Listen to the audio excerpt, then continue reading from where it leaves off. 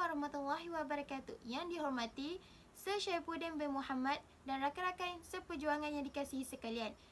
Saya Siti Nurliana binti Ismail memegang nombor kad matrik C21A2184. Pada kali ini saya ingin membentangkan pembentangan artikel reka bentuk teknologi yang bertajuk Seni Wayang Kulit. Yang pertama, kita pergi kepada pengenalan.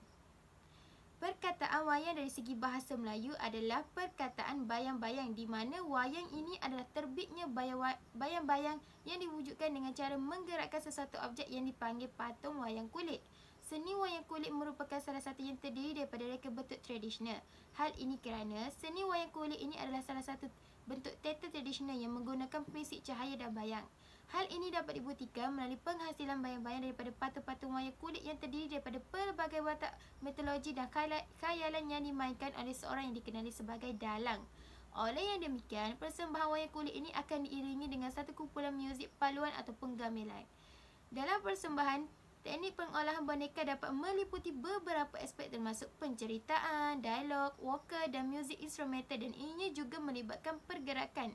Oleh yang demikian, wayang kulit ini berfungsi sebagai satu medium hiburan. Namun, kadang-kadang ia juga dikaitkan dengan unsur ritual yang terdapat dalam satu kalangan masyarakat. Sehubungan dengan itu, di semenanjung Malaysia ini terdapat beberapa jenis wayang kulit yang berperanan mempunyai kebudayaan tersendiri dan dapat mempengaruhi masyarakat. Seterusnya, dari segi sejarah dan asal-usul, wayang kulit ini merupakan salah satu yang terdiri daripada teater tradisional Melayu dan ianya amat popular dalam kalangan masyarakat Asia Tenggara. Pada sekitar tahun 1990-an, wayang kulit ini menjadi satu medium hiburan dalam kalangan masyarakat. Cerita wayang kulit di Pulau Jawa, Bali ataupun Malaysia kesemuanya berasaskan pada dua hikayat dewa-dewa, iaitu Mahabharata dan Ramayana, serta penggunaan persamaan istilah seperti wayang, dalang, panggung dan kelit. Pengertian istilah wayang yang bermaksud bayang-bayang yang saling bergerak, manakala dalang pula bermaksud seseorang yang memainkan watak dalam persembahan. Panggung pula membawa kepada pengertian sesebuah tempat yang berbumbung, iaitu dikelilingi dan tertutup, dan ianya digunakan untuk melakukan pertunjukan wayang kulit. Menurut seorang penggiat seni wayang kulit, iaitu Ismail ataupun Muhammad Nur bin Awang Ali, atau dikenali sebagai Pak Nur, beliau mengatakan bahawa persembahan wayang kulit ini biasanya akan dimainkan selama 3 jam, bermula jam 9 malam sehingga 12 malam. Persembahan wayang kulit ini dapat dimainkan pada setiap malam kecuali pada malam Jumaat. Pak Nur menceritakan lagi bahawa wayang kulit Melayu ini dipercayai dibawa dari tanah Jawa ke Kemboja oleh seorang putera Raja Kemboja yang bergelar sebagai Jayawarman II. Beliau amat tertarik dengan falsafah dan persembahan wayang kulit, lalu membawanya ke Kemboja dalam usaha untuk menyatakan kembali negaranya. Keseluruhan rupa, bentuk dan gaya persembahan turut diubah dan ianya amat berbeza dengan wayang kulit Jawa, dan semua watak dan cerita wayang kulit Kemboja telah diasaskan berdasarkan kisah Ramayana. Patung wayang kulit Melayu juga kelihatan lebih gagah dan tegap, serta kedua tangan patung hanya dapat digerakkan dengan satu tangan sahaja. Namun, patung wayang kulit Jawa pula kelihatan ramping dan lampai, serta kedua tangannya dapat digerakkan. Manakala patung wayang kulit Kemboja pula kelihatan lebih besar dan memerlukan beberapa orang untuk membantunya dalam persembahan. Pada awal abad ke-9, Pak Nur menjelaskan bahawa wayang kulit Melayu yang berasaskan kisah Ramayana ini kerap dimainkan di Patani, Kelantan, Perak dan Kedah. Dalang yang berasal dari utara semenanjung telah mengembara dan mengadakan persembahan di beberapa buah negeri, iaitu Pahang, Selangor, Negeri Sembilan dan di kawasan-kawasan yang lain seperti Johor. Pada pertengahan abad ke-9, sebilangan besar dalang wayang kulit ini hidup subur dan sekian lama kukuh bertapak menjadi tradisi dan budaya dalam masyarakat Melayu Kelantan. Falsafah yang dibawa dalam persembahan wayang kulit ini dipercayai diasaskan oleh pemahaman agama Islam yang mendalam. Menurut Museum Basoiki Abdullah pada tahun 2008, beliau mengatakan bahawa semasa proses perkembangan wayang kulit telah berlaku banyak perubahan. Setelah melalui pelbagai zaman, wayang kulit ini dapat menyesuaikan dirinya secara bebas dan kreatif. Wayang kulit pada awalnya bermula sebagai alat yang ada kaitan dengan upacara penyebaran agama, namun ianya telah digunakan sebagai alat pendidikan dan penerangan.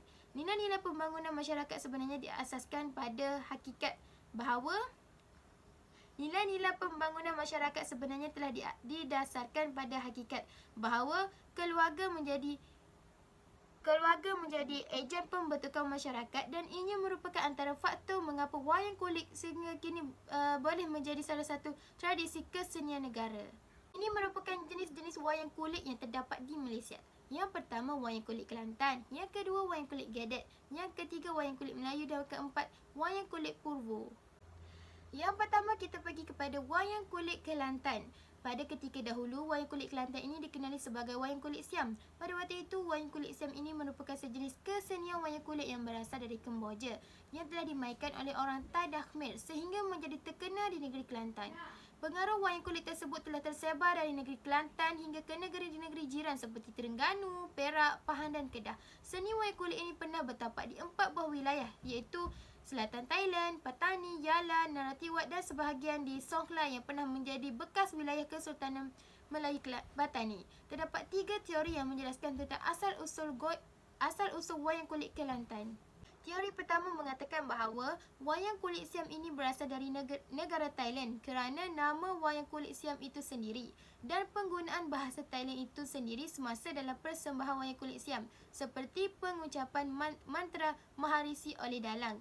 Teori yang kedua pula mengatakan bahawa wayang kulit Siam ini berasal dari Patani kerana wayang kulit Siam ini dikatakan telah berkembang dari Patani hingga ke Kelantan ketika zaman di mana Kelantan masih berada di bawah pengaruh Kesultanan Patani. Yang ketiga, teori mengatakan bahawa wayang kulit Siam ini berasal dari negeri Kelantan kerana teknik pendalangan wayang kulit Siam itu dibawa masuk ke Kelantan dan Kemboja melalui Thailand. Ini merupakan ciri-ciri patung wayang kulit Kelantan. Patung wayang kulit Kelantan ini adalah berdasarkan cerita dalam Hikayat Seri Rama. Hal ini kerana Hikayat Seri Rama merupakan himpunan cerita yang telah disadur dari epik Ramayana tradisi India. Reka bentuk dan corak pakaian pada patung Seri Rama juga menyerupai pakaian asal Raja-Raja Melayu Patani pada zaman silam.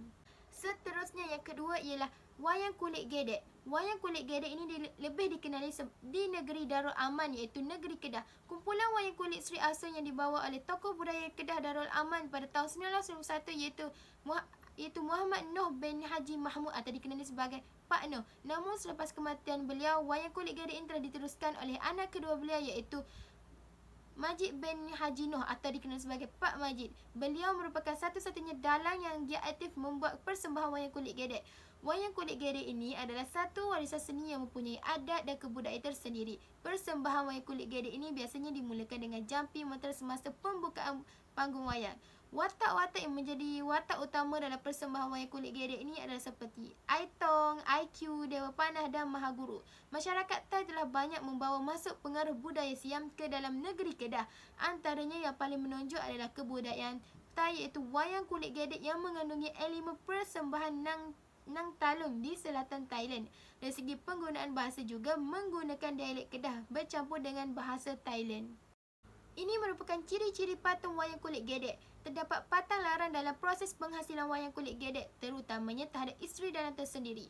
Walaupun patung wayang kulit Gedet ini mempunyai ratusan bilangannya, ianya tidak menghalang untuk membezakan dengan baik mengikut kategori utama yang telah ditetapkan seperti golongan istana, dewa, hamba dan gergasi. Setiap kategori ini dapat dibezakan berdasarkan susuk badan, perhiasan dan pakaian, warna tubuh badan dan juga senjata yang ada pada watak tersebut. Seterusnya yang ketiga ialah wayang kulit Melayu. Menurut dua orang tokoh iaitu Ainus Syam Ramli dan Muhammad Azmi Ibrahim pada tahun 1996 mengatakan bahawa wayang kulit Melayu ini merupakan sesuatu bangsa yang bertamadun yang diiktirafkan melalui paparan kesenian yang tinggi dan dijemakan dalam manifestasi. Wayang kulit Melayu ini dapat dilihat secara umumnya ianya merupakan seni yang boleh ditakrifkan sebagai sesuatu yang halus, elok, cantik, menusuk jiwa dan memuaskan panca indera dan ianya terdapat di Kelantan dan di Terengganu. Kisah wayang kulit Melayu ini telah dipengaruhi oleh cerita-cerita Panji ianya juga bersandarkan kisah epik Mahabharata terutamanya Pendawa 5. Dari segi penghasilan patung wayang kulit ini mempunyai persamaan wayang kulit Purwa. Hal ini dapat dilihat melalui pergerakan sendi patung itu sendiri. Sendi-sendi patung dalam wayang kulit Melayu ini kedua-duanya dapat digerakkan semasa persembahan patung persembahan wayang kulit berlangsung. Dari penggunaan bahasa juga, cerita wayang kulit Melayu telah disampaikan menggunakan bahasa Jawa di samping diselipkan juga dialek Melayu tempatan. Ini merupakan ciri-ciri patung wayang kulit Melayu.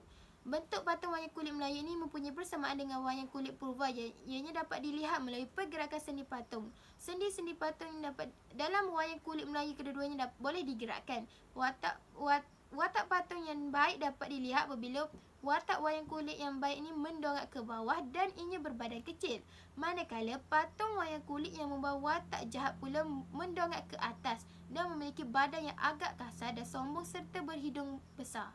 Seterusnya yang keempat iaitu wayang kulit Purwo.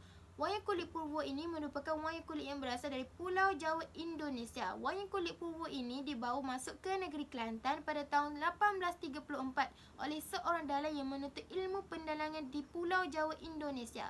Wayang kulit Purwo telah terdapat di bahagian selatan pantai barat Semenanjung, terutamanya di negeri Johor, dan wayang kulit ini dimainkan oleh penduduk yang berketurunan Jawa dan ianya lebih mengetengahkan episod dari kitab Mahabharata dan cerita Panji. Antara watak-watak yang dimainkan dalam persembahan wayang kulit Purwo ialah watak Sangkula, Raden Galah Cenderakirana, Arjuna, Sandewa dan Raden Inukartapati. Semua pengaruh ini mengalami perubahan dan penyesuaian mengikut penerimaan dalam kalangan masyarakat tempatan. Wayang kulit Purwo ini membawa kisah yang berdasarkan cerita pendawa Jawa yang disadur dari epik Mahabharata India. Namun ceritanya tidak memperlihatkan pengaruh cerita Panji.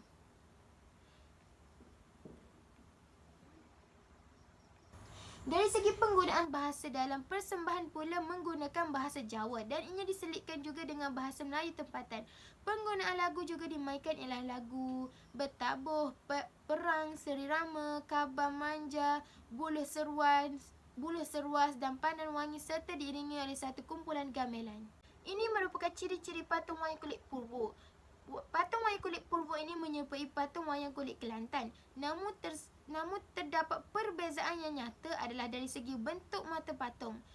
Yang pertama, mata jahitan untuk watak pahlawan. Yang kedua, mata pepelangan untuk watak jahat. Yang ketiga ialah mata prebes untuk watak pertapa. Seterusnya kita pergi kepada proses penghasilan patung wayang kulit. Yang pertama, kulit lembu akan dijemur untuk dikeringkan.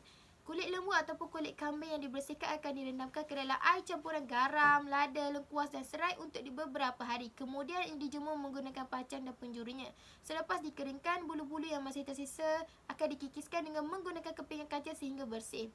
Yang kedua, proses kulit akan ditebuk menggunakan lingkaran kertas. Kertas yang telah siap dilukis dengan wajah watak wayang kulit itu akan ditekapkan ke atas kulit wayang yang telah dibersihkan. Biasanya menggunakan kertas nipis bagi memudahkan menebuk kulit wayang. Seseorang dalang akan menebuk patung wayang kulit itu mengikut watak yang diinginkan. Setiap lorekan dan garis lubang yang ditebuk mempunyai fungsi tertentu dan watak-watak yang dihasilkan mempunyai identiti estetika yang tersendiri. Yang ketiga ialah proses merapikan patung wayang kulit dengan lebih kemas. Terdapat 3 bahan yang digunakan untuk merapikan patung wayang kulit itu, iaitu bahan buluh, tali dan pewarna. Buluh sebagai bahan penyandung diraup rapi dan diikat menggunakan tali kepada kulit yang telah siap ditebuk. Kemudian tali digunakan untuk membuat gerakan anggota badan patung wayang tersebut. Dan seterusnya tali ini akan diikat apabila patung tersebut telah siap dan diwarnakan mengikut watak yang digambarkan melalui cita-cita tertentu. Warna biasanya digunakan ialah dari bahan dari fabrik dan cat air. Ini merupakan peralatan muzik yang digunakan oleh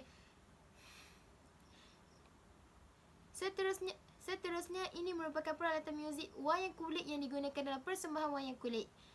Antaranya canang, gedombak, geduk, serunai, mong, gendang, gong yang mendukung sebagai alat yang utama dalam budaya muzik masyarakat Melayu tradisi di Malaysia. Okey, sekali ialah kesimpulan. Hasil kajian mendapati bahawa kisah-kisah yang disemaikan dalam persembahan wayang kulit ini mempunyai unsur-unsur mitos dan khayalan yang digambarkan secara luas logik akal manusia. Persembahan wayang kulit ini adalah jelas sebagai persembahan teater tradisional yang menjadi pancaran hati dan perasaan masyarakat Melayu tradisional. Dari segi pandangan biasa, kita dapat menganggap bahawa wayang kulit ini sekadar alat hiburan masyarakat. Namun, bila dilihat dengan mata hati, ianya mampu memberi manfaat kepada kehidupan masyarakat kini. Antaranya dari segi gambaran sikap, nilai, norma kehidupan, hati budi dan konsep hidup serta kepercayaan pemikiran masyarakat pada waktu itu. Walaupun pemikiran masyarakat kini semakin berubah dari segi kepercayaan dan budaya, namun pengaruh dan keyakinan mereka masih lagi menular dalam bentuk yang lain, iaitu berubah kepada nilai-nilai individualistik akibat pengaruh budaya barat. Oleh itu, kita perlu menghargai seni budaya yang ada di negara kita agar ia terus wujud sehingga ke akhir generasi yang akan datang. Dan itu sahaja daripada saya. Sekian, terima kasih.